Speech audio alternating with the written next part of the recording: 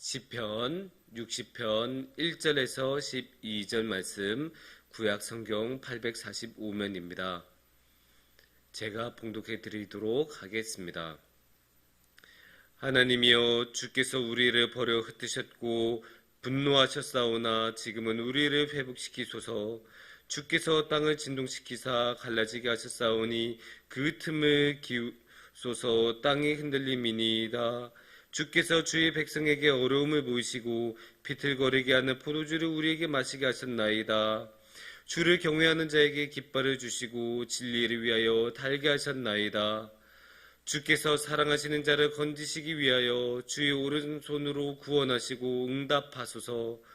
하나님이 그의 거룩하심으로 말씀하시되 내가 뛰놀리라. 내가 세겜을 나누며 숲꽃 골짜기를 측량하리라.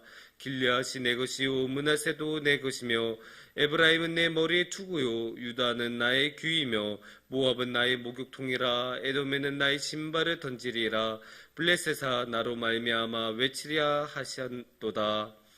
누가 나를 이끌어 견고한 성에 들이며 누가 나를 에돔에 인도할까? 하나님이여, 주께서 우리를 버리지 아니하셨나이까?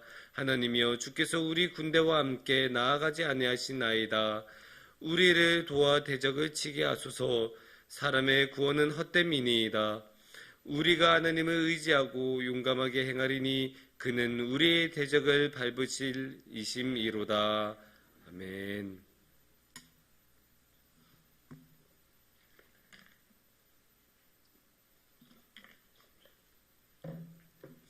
우리가 살다 보면 놀라는 경우가 참 많이 있는데 그 중에 특히 놀라는 경우가 있습니다. 그거는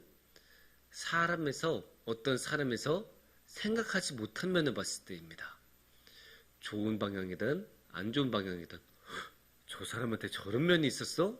이렇게 놀라가야 되는 순간이 있죠.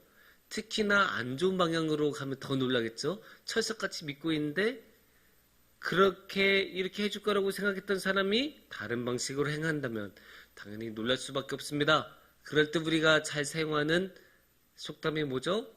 믿는 도끼에 발등 찍힌다. 그렇게 해서 우리는 깜짝 놀라게 되는 그런 순간이 오곤 합니다. 어쩌면 오늘 말씀도 그런 느낌이 좀 있을 수 있습니다. 왜냐? 우리는 하나님 하면 항상 인자하시고 오래 참으시고 사랑의 하나님이시고 원수에게도 잘 대하라고 말씀하시는, 원수를 하라고 말씀하시는 예수님을 우리가 보면서 살아왔기에 항상 하나님도 그런 분으로 생각하시는데 오늘의 말씀은 약간 어색하게 느껴질 수 있습니다. 왜냐? 하나님께서는 굉장히 강한 분으로 나타나시기 때문입니다. 오늘의 말씀을 보면 오늘의 말씀은 12절인데 세 부분으로 우리가 나눌 수 있을 것 같아요. 1절에서 4절까지를 한 말씀으로 볼 수 있고 5절에서 9절을 또 하나의 묶음으로 볼 수 있고 그 다음에는 세 번째가 10절에서 12절이 될 것입니다. 1절에서 4절을 보면 어떤 느낌이냐? 하나님이 되게 힘세고 권능의 하나님, 이런 식으로 나타나요. 특히 우리가 2절을 보면 그 느낌이 있습니다. 주께서 땅을 진동시키사 갈라지게 하셨사오니 그 틈을 기우소서. 땅이 흔들림이니이다. 이게 굉장히 이렇게 보면 하나님이 권능으로 나타나시는 분임을 우리가 알 수 있죠. 특히 1절을 보면 그 권능을 가지고 어떻게 하시냐? 하나님이여, 주께서 우리를 버려 흩으셨고 분노하셨사오나 지금은 우리를 회복시키소서. 이거 보면 하나님께서 우리를 흩으셨다고 해요. 2절에 나오는 그런 전능의 하나님, 그렇게 능력 있는 하나님이 우리를 흩으시면 우리는 당연히 속절없이 그렇게 흐트러질 수밖에 없습니다. 근데 우리는 항상 사랑의 하나님으로 생각하다가 이런 하나님을 보면 당연히 놀랄 수도 있어요. 하나님 항상 우리를 지켜주신 하나님인데 나는 그런 하나님 항상 믿고 신뢰해 왔는데 그런 하나님이 나를 흩으신다고, 우리를 흔드신다고 놀랍고 어색하게 느껴질 수 있습니다. 근데 이 처음에 나오는 이 단락, 1절에서 4절의 단락은 그렇게 당황하실 것만은 아니고 어떻게 이해하면 좋냐? 우리가 이런 게 있어요. 항상 잘 대해주는 사람은 그렇게 잘 대해준 사람하고 좋은 관계를 유지하면서 살아가면 좋은데, 그래서 항상 서로 사랑하고 배려하고 하면서 살아가면 좋은데, 꼭 사람한테는 간특한 마음이 있어서, 간악한 마음이 있어서, 자신한테 잘 대해주는 사람한테는 어떻게 해요? 만만하게 여기고, 뭐 이 정도는 해도 저 사람은 나한테 뭐라고 못할 거야. 이런 식으로 행동하는 경우가 참 많이 있습니다. 그러다 보면 하나님한테도 우리가 어떻게 해요? 하나님한테 기어오르고 하나님을 만유리 여기고 그렇게 하면 안 되는 행동을 볼 수도 있죠. 그런 행동을 보이면 안 되는데 어땠을까요? 이스라엘 민족은 그런 행동을 많이 했었죠. 우상 섬기고 하나님을 가볍게 여기고 하나님의 하는 대로 행동하지 않고 그런 이스라엘 민족에게 하나님께서는 경고도 하시고 나를 그렇게 가볍게 여기지 말라 하시면서 흩으시고 자신이 권능의 하나님이란 것을 1절에서 4절까지 잘 보여주고 계십니다. 5절에서 9절은 그러한 모습의 연장선이라고 볼 수 있습니다. 그래서 특히 6절부터 이런 식으로 말씀하시죠. 하나님이 그의 거룩하심으로 말씀하시되, 그러니까 1절에서 4절은 이 시편을 쓴 사람이 말씀을 이렇게 기록한 건데 이 6절부터는 하나님께서 말씀하신 거이기 때문에 이게 두 번째 단락의 또 차이점이기도 해요. 그러면서 이렇게 말씀하세요. 내가 뛰놀리라. 내가 세겜을 나누며 숫꽃 골짜기를 측량하리라. 7절요. 길르앗이 내 것이요 므낫세도 내 것이며 에브라임은 내 머리에 두고요 유다는 나의 귀이며 8절. 모압은 나의 목욕통이라. 에돔에는 나의 신발을 던지리라. 블레셋아 나로 말미암아 외치리라 하셨도다. 예, 여기 보면 참 재밌죠. 세겜, 숫꽃, 길르앗, 므낫세, 에브라임 이건 다 이 북이스라엘에 있는 그런 지역들, 도시 또는 지역의 이름이고 그 다음에 남쪽에 유다가 등장하죠. 그러니까 하나님께서는 이 이스라엘 민족이 살던 이 땅 전체를 자신의 것으로 삼고 있다는 거예요. 어쩌면 이런 게 조금 우리한테는 어색한 표현법일 수 있어요. 생각해 보세요. 서울은 내 자리이고 대전은 내 머리의 투구이고 뭐 그 부산은 나의 신발이다 막 이런 식으로 막 말하면 우리는 좀 이상하잖아요. 어떻게 도시가 그렇게 도시를 어떻게 신발로 삼고 어떻게 어떤 지역을 모자로 삼고 막 이렇게 할 수 있을까? 이렇게 생각을 할 수 있는데 그것은 그만큼 하나님께서는 크신 분이다라는 것을 말씀에서 표현하고 싶은 거예요. 하나님께서는 너무나 크신 분이고 크신 분이니까 어떤 분이에요?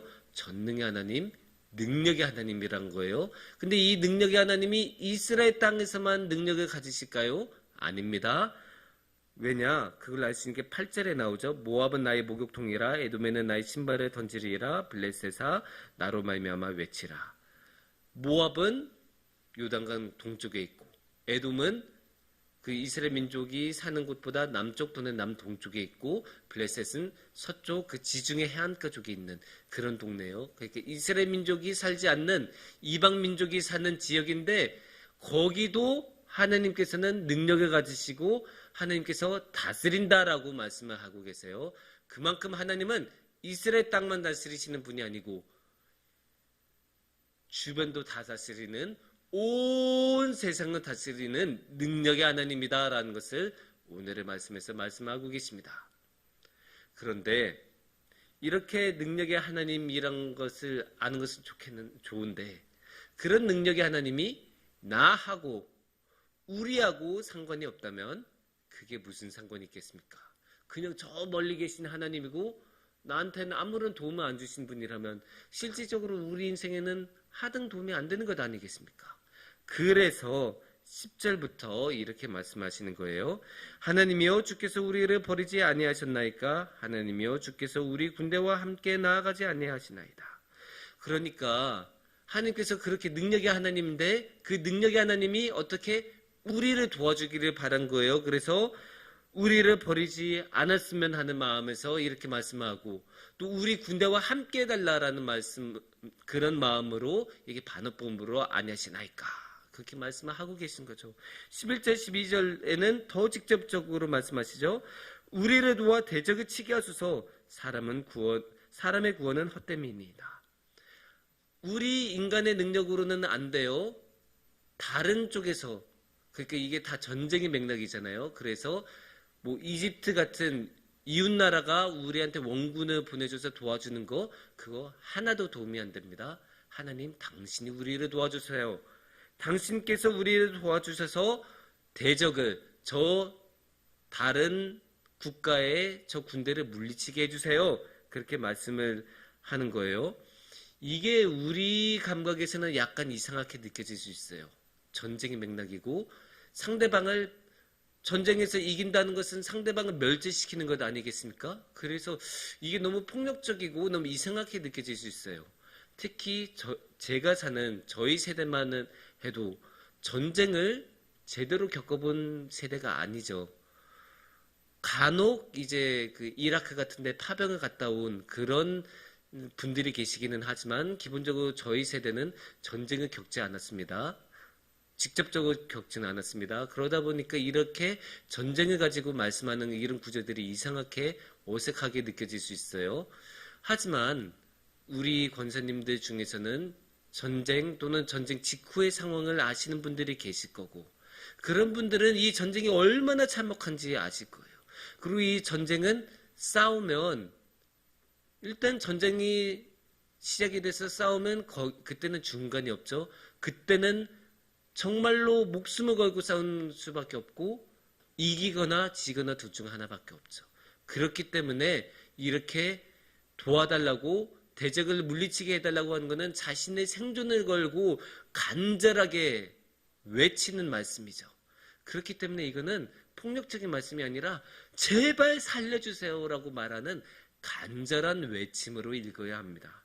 그런 외침을 가지고 12절에서 우리가 하나님을 의지하고 용감하게 행하리니 그는 우리의 대적을 밟으실 이심이로다. 하나님께서 우리를 지켜주시는 분이고 하나님께서 우리를 위하여 싸우시는 분이니까 우리는 하나님을 의지할 수 있고 하나님의 도우심으로 우리는 나아가겠습니다. 이렇게 힘차게 외치는 거예요. 이렇게 하나님께서 우리를 도와주신 분이라고 오늘의 말씀에서는 굳게 믿는 거예요. 그러니까 첫 단락에서는 하나님께서 전능하신 분이라는 것을 이 시편 기자가 고백하고, 그 다음에는 하나님 자신이 이렇게 크신 분이라는 것을 보여주고, 마지막 단락에서는 그런 하나님이 우리를 도와주신다. 그래서 그런 하나님이 도와주신다는 게 어디서 너무나 잘 나타나냐?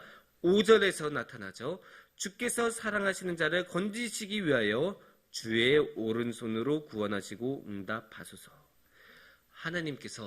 주님께서 사랑하시는 자를 위해서 건지시고 그렇게 주님의 그 권능의 오른손으로 지켜주시고 도와주신다. 그 말씀을 하는 거예요. 그러면 성경에서 한번 봐야죠. 하나님께서는 그러면 우리를 어떻게 도와주셨을까? 하나님께서는 어떻게 우리를 건져주셨을까요? 3절 말씀에 재미있는 말씀 있죠. 비틀거리게 하는 포도주를 우리에게 마시게 하셨나이다. 그러니까 이 포도주를 마시면 막 취하고 막 그러니까 이제 힘들어지는 건데, 그러니까 이 힘들게 하는 그 포도주의 잔을 하나님께서는 주셨다. 근데 이 포도주, 이 잔을 결국 누가 드십니까? 예수님께서 드시지 않습니까? 예수님께서 성만찬 때 포도주의 잔을 드시고, 그리고 마지막에 겟세마네에서 어떻게 기도를 하십니까? 이 잔을 내게서 옮기소서. 하지만 안 되면 제가 그 잔을 제가 받고 주님의 뜻을 따르겠습니다 라고 하지 않습니까? 그러니까 그 포도주가 가득 담긴 진노의 잔을 예수님께서 드시고, 그 진노의 잔을 자신의 것으로, 그 비틀거리게 만드는 그 힘든 그 잔을, 포도주의 잔을 예수님께서 받으시면서 그렇게 하나님께서는 사랑하신 자를 건지십니다. 이렇게 건지시는 예수님, 이렇게 건져주시는 하나님을 우리가 기억하고 나아가는 사순절이 되기를 원합니다. 이제 사순절도 막바지로 가고 이제 곧 고난주간이 시작하는데, 이 고난주간에는 더욱더 이 진노의 잔을 몸소 받으시고 이 진노의 잔으로 우리를 건져주신 예수님을 기억하고 마음에 품고 나아가는 우리가 되기를 기원합니다. 함께 기도하겠습니다.